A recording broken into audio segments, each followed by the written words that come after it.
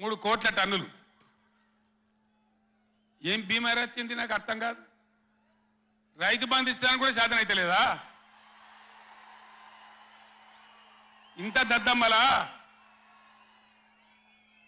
రైతు బంధు కూడా ఇయ్యరా? నియమ ఇస్తే ఇచ్చినవి ఇవ్వకపోతే ఇయ్యలే, ఇస్తే ఇచ్చినవి ఇవ్వకపోతే ఇయ్యలే.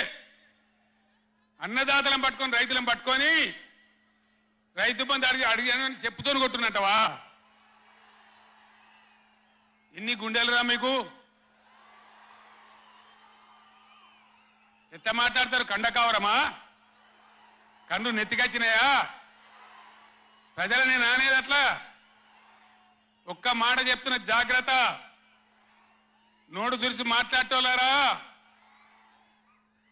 చెప్పులు పంటలు పండించే రైతులకు కూడా ఉంటాయి.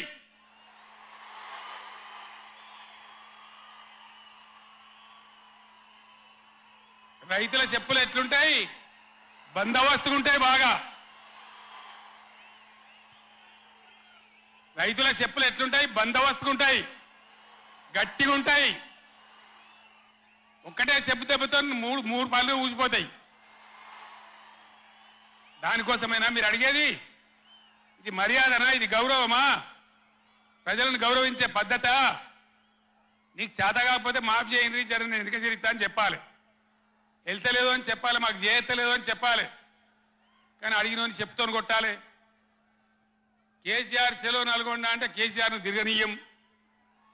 ఇంత మగోళ్ళ కేసీఆర్ను తిరగనియారట. తెలంగాణ తెచ్చిన కేసీఆర్నే తిరగనియారా? ఏం చేస్తారు? చంపేస్తాడద్దా? చంపుతావా? దా వ్యాపారం చంపుతావు దా? కేసీఆర్ని చంపి మీరు ఉంటారా? ఇది పద్ధత? ప్రతిపక్ష పార్టీ తప్పకుండా ప్రజల సమస్యల మీద వస్తుంది, ప్రజల మధ్య అడుగుతుంది, వాదన చెప్తుంది. నీ దమ్ముంటే మేము చేసిన దానికన్నా ఇంకా మంచిగా చేసి చూపి. కరెంటు మంచిగా చూపి.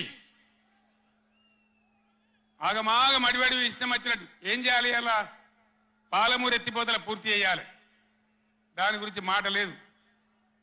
ఖమ్మంలో సీతారామ ఎత్తిపోతల పూర్తి చేయాలి, దాని గురించి ముచ్చట లేదు.